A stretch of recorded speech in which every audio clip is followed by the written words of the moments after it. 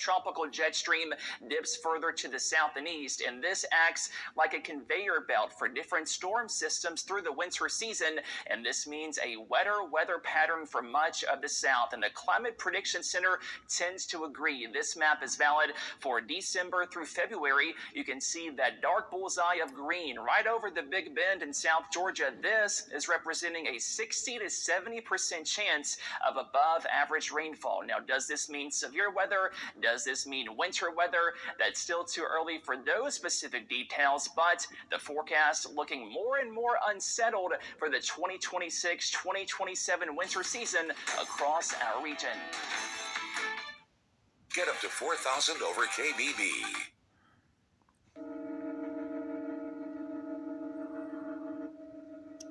Talk about taking your time. What you just heard was the sound of a chord that's been years in the making. A tiny organ is playing a piece that won't end for another 600 years. Crowds filled a medieval church in Germany this week to witness the 17th chord change, with sandbags holding down the keys to keep the notes playing. The concert began nearly 25 years ago, playing as slow as possible by American composer John Cage. The next chord change is set for October of next year, and the final note, well, that won't be played until the year 2640. Absolutely incredible right there.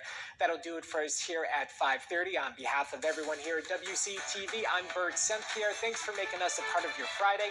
Abby is back next at the top of the hour.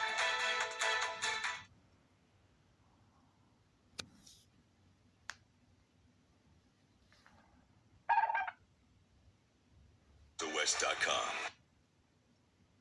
DirecTV curated your favorite live channels and streaming apps into one entertaining pack. Welcome to My Entertainment, the genre pack for TV lovers.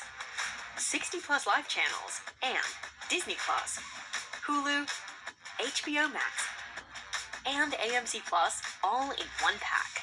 If you crave competition and dig drama, pack your TV with My Entertainment. And it's $42.99 a month. Sign up today.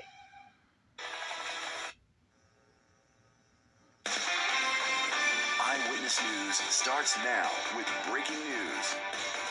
Thanks for joining us on this Friday at 6, everybody. I'm Abby Walton. Julie and Jacob have the night off.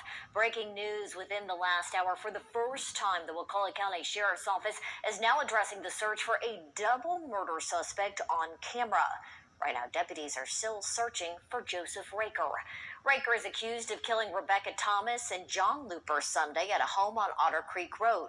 The sheriff's office reveals in today's video they found their bodies in the St. Mark's National Wildlife Refuge about 100 yards from each other.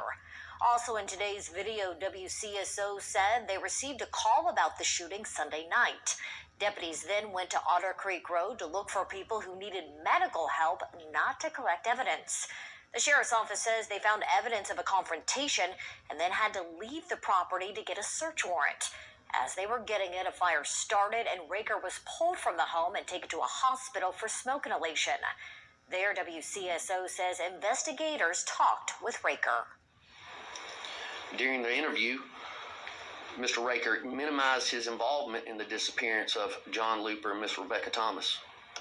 Raker appeared cooperative with the detectives and actually implicated another individual for causing harm to them.